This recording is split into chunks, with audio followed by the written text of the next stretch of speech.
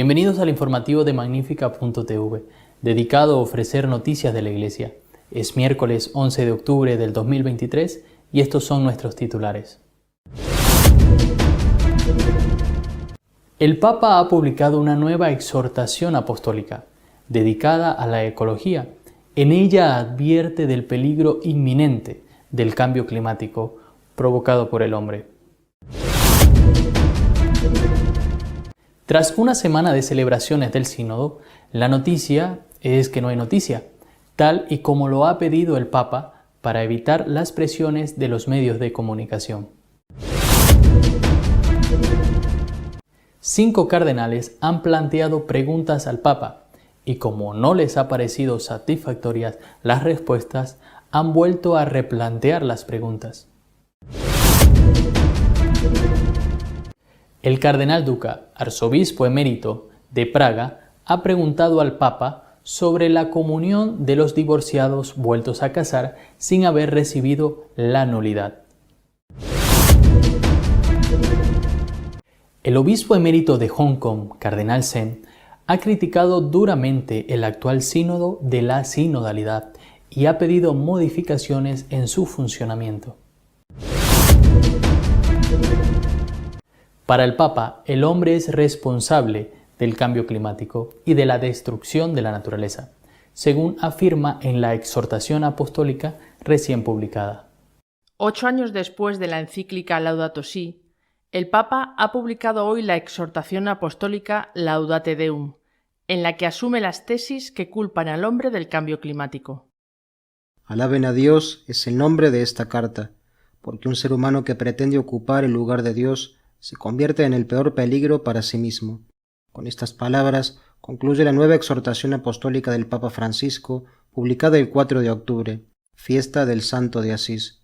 Un texto que es corto, pues solo tiene alrededor de 8.000 palabras, en comparación con las 40.000 palabras de Laudato Si y las 60.000 palabras de la exhortación apostólica del 2016, Amoris Laetitia.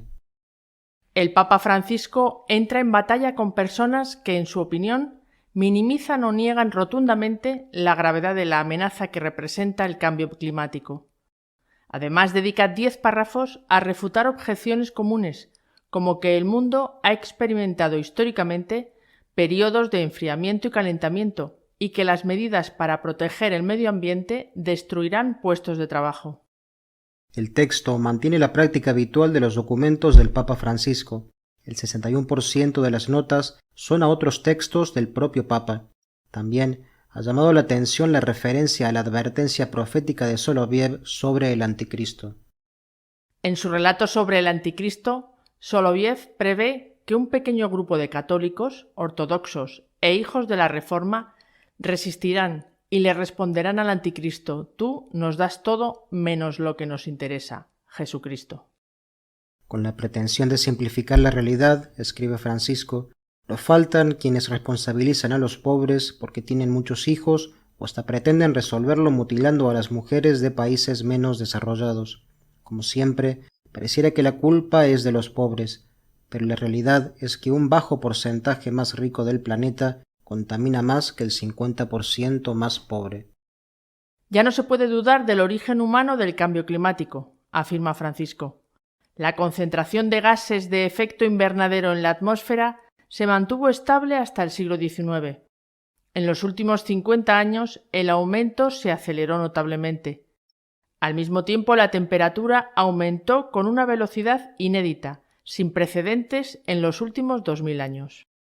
Francisco pide que se ponga fin a las burlas irresponsables que presentan este tema como algo solo ambiental, verde, romántico, frecuentemente ridiculizado por los intereses económicos. Aceptemos finalmente que es un problema humano.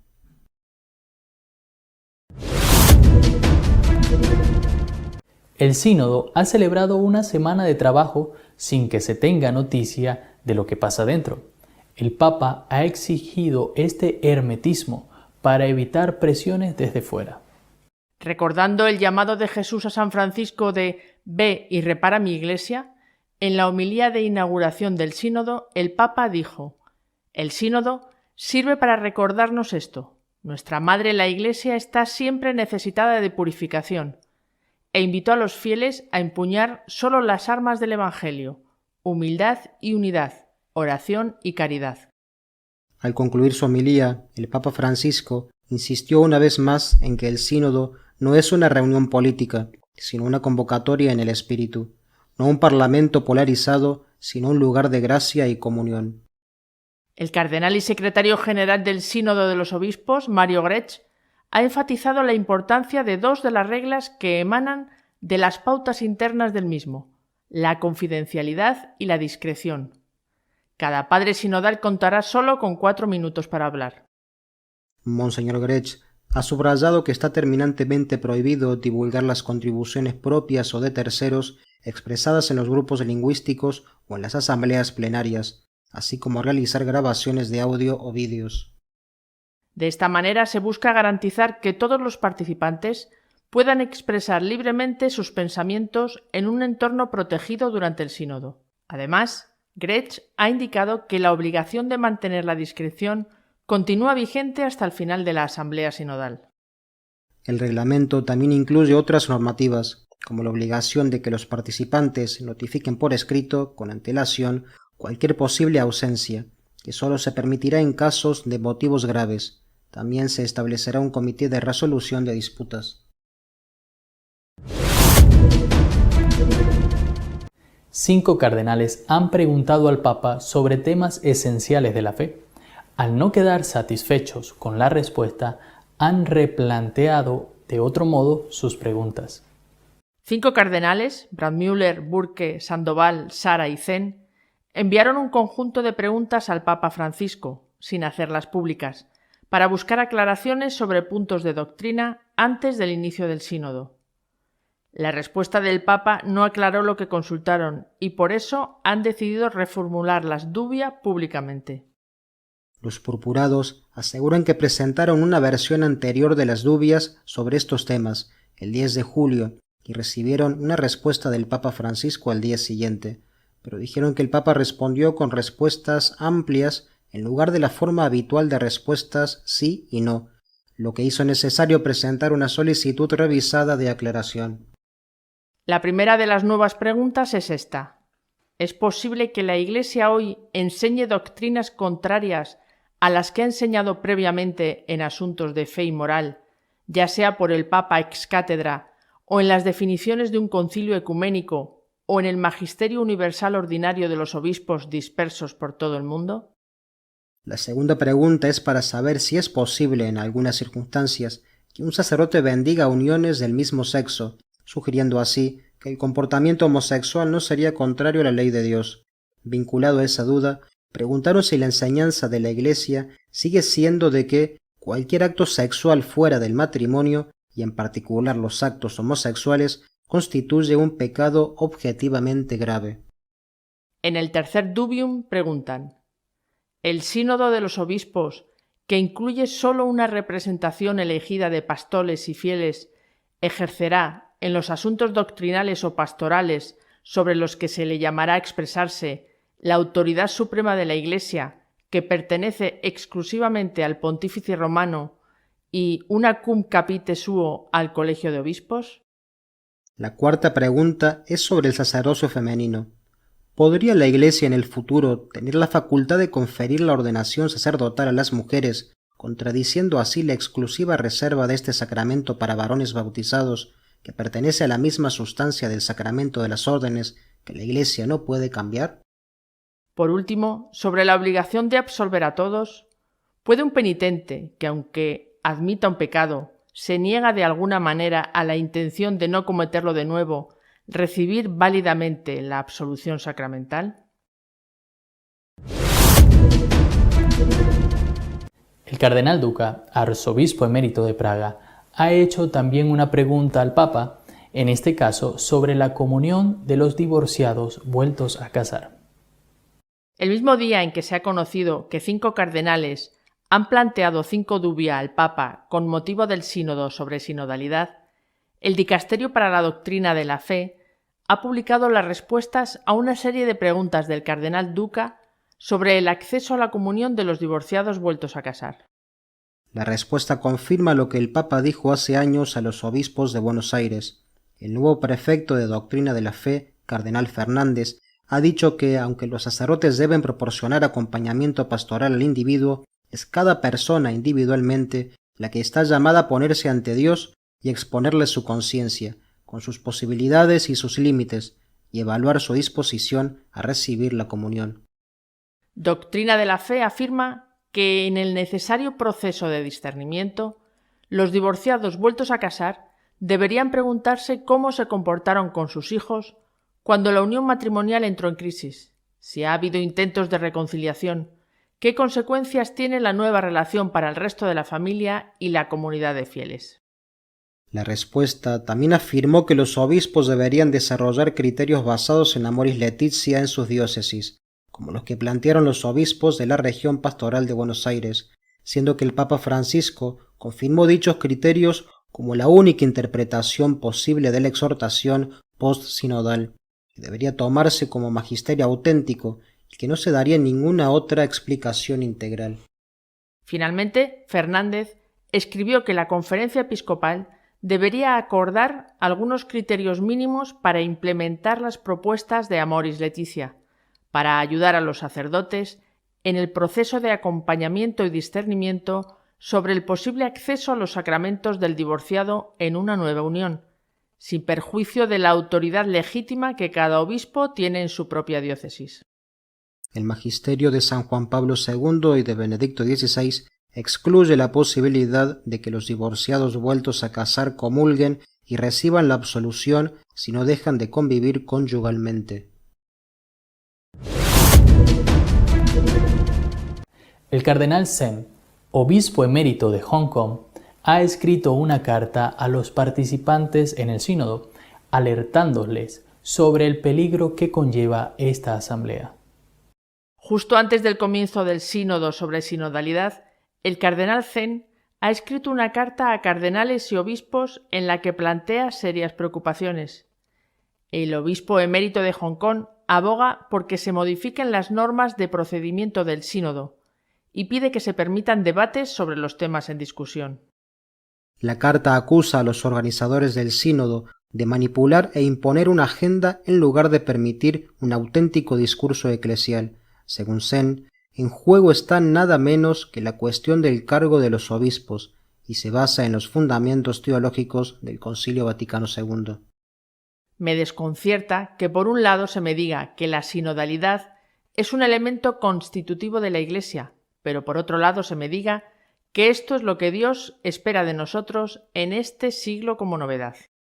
Y pregunta, ¿cómo podría Dios haber olvidado que su Iglesia viva este elemento constitutivo en los 20 siglos de su existencia? Zen está aún más desconcertado y preocupado por la insinuación de que finalmente ha llegado el día en que la pirámide se volteará, es decir, que la jerarquía será superada por los laicos. Sobre la decisión de dar derecho de voto a los laicos, el cardenal escribe: dar derecho de voto a los laicos puede parecer que respeta el sensus fidelium, pero ¿están seguros de que estos laicos invitados son fieles? ¿Que estos laicos al menos siguen yendo a la Iglesia? De hecho, estos laicos no han sido elegidos por el pueblo de Dios como participantes, escribe Zen. Nuestro editorial de esta semana está dedicado a comentar las dudas que suscitan los cambios que se pueden llegar a aprobar en la Iglesia. Ha empezado el sínodo de la sinodalidad y estos primeros días está desarrollándose en medio de un silencio informativo completo, tal y como ha pedido el Papa. Veremos lo que pasa más tarde. Pero el sínodo ha venido precedido por una cierta tormenta. Un grupo de 5 cardenales ha presentado unas preguntas a Doctrina de la Fe, unas dudas, los dubia, la palabra es latina. Estas preguntas han sido contestadas por el Papa con la firma del prefecto de Doctrina de la Fe, pero no han satisfecho a los que las hicieron, que han vuelto a replantear sus preguntas hasta ahora sin respuesta. Y también ha habido otro cardenal, el prefecto el arzobispo emérito de Praga, el cardenal Duka, que ha presentado a su vez su propia pregunta, que sí ha sido contestada, como las anteriores, pero no sabemos si habrá contrapregunta por parte del cardenal Duka. Justo el mismo día en que se inauguraba el sínodo, el Papa ha publicado una exhortación apostólica, Laudate Deum, sobre la cuestión ecológica, y en ella viene a decir que el cambio climático que estamos padeciendo es grave, muy grave, está ya encima, que hay que hacer algo con urgencia, pero sobre todo viene a decir que la acción humana tiene mucho que ver con este cambio climático, que no es un caso más de todos los que ha padecido la Tierra a lo largo de su historia. El hombre es responsable, al menos en parte, según el Papa, de este cambio climático. Bien, a raíz de todo esto que está pasando, a mí también me han surgido algunas dudas, algunas preguntas que me gustaría exponer y que desde luego no tengo la pretensión de que nadie me las conteste, no van dirigidas a una persona concreta, no tengo ningún derecho ni siquiera a que me las contesten, pero confieso que muchas veces me hacen sufrir. Y estoy también convencido de que no soy el único cura que se ha hecho estas preguntas, que tiene estas dudas y que tiene estos temores. Vayamos por la primera. Se dice que los divorciados vueltos a casar sin haber conseguido la nulidad y sin estar viviendo en abstinencia sexual, que los divorciados vueltos a casar podrán comulgar si ellos en conciencia, haciendo su discernimiento, teóricamente con un sacerdote, en la práctica la mayoría de ninguna manera, si ellos en conciencia deciden que pueden comulgar. Bien, en función de su discernimiento, en función de su conciencia, ellos pueden recibir la comunión. Y ahí viene mi pregunta. ¿Y si el sacerdote no está de acuerdo? ¿Y si el sacerdote está convencido en conciencia de que no hay motivos suficientes para que esa pareja, ese matrimonio o uno de ellos pueda comulgar? ¿Se verá obligado el sacerdote a dar la comunión en contra de su conciencia? Y por lo tanto, si para el sacerdote dar esa comunión implica participar en un sacrilegio, ¿será obligado el sacerdote a participar en ese sacrilegio? ¿Tiene el sacerdote derecho a hacer su propio discernimiento? ¿Tiene el sacerdote derecho a tener conciencia? Al laico se le da el derecho al discernimiento y el derecho a obrar según su conciencia.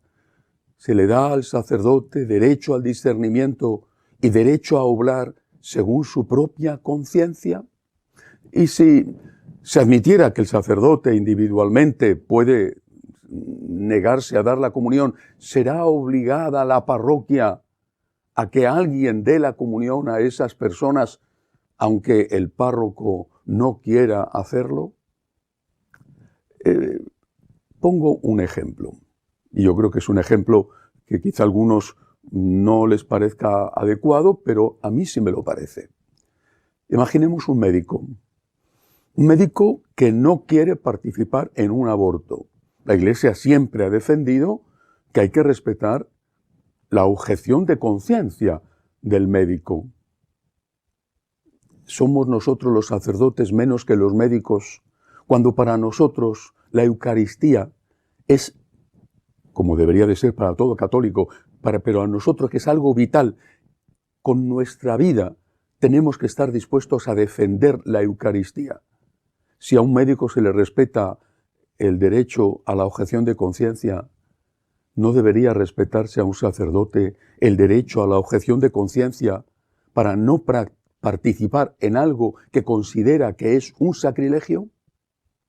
Y si se pide, y la Iglesia lo pide, que los hospitales católicos también puedan hacer objeción de conciencia y no practicar en ellos abortos, es decir, que no solamente el médico pueda negarse, sino que también el hospital pueda negarse, no debería de pedirse lo mismo y de permitirse esa objeción de conciencia al equivalente al hospital, que sería la parroquia. Primera duda. Segunda, ligada a esta.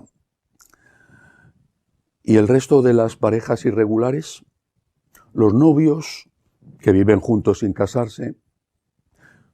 Las parejas homosexuales o heterosexuales que conviven y tienen relaciones maritales y que deciden, según su propia conciencia, que pueden comulgar. En cualquier momento, un día especial o todos los domingos. Ellos deciden, haciendo uso de su discernimiento, que eso no es pecado para ellos y que pueden comulgar. Si el sacerdote sabe, porque si no sabe, no puedes negarte porque no conoces cuál es la situación del que viene a recibir la comunión. Pero si el sacerdote sabe y conoce, ¿estará obligado a dar la comunión a personas que él sabe en conciencia, en su conciencia, sabe que están en pecado mortal? ¿Estará obligado el sacerdote a participar en un sacrilegio? Y si el sacerdote se negara, ¿qué le ocurriría? ¿Un castigo por parte de sus superiores? ¿La reducción incluso al estado laical o al menos la suspensión ad divinis? El sacerdote que se niegue a dar la comunión a una pareja que convive sin casarse, ese sacerdote será castigado. ¿Será esto lo que ocurra?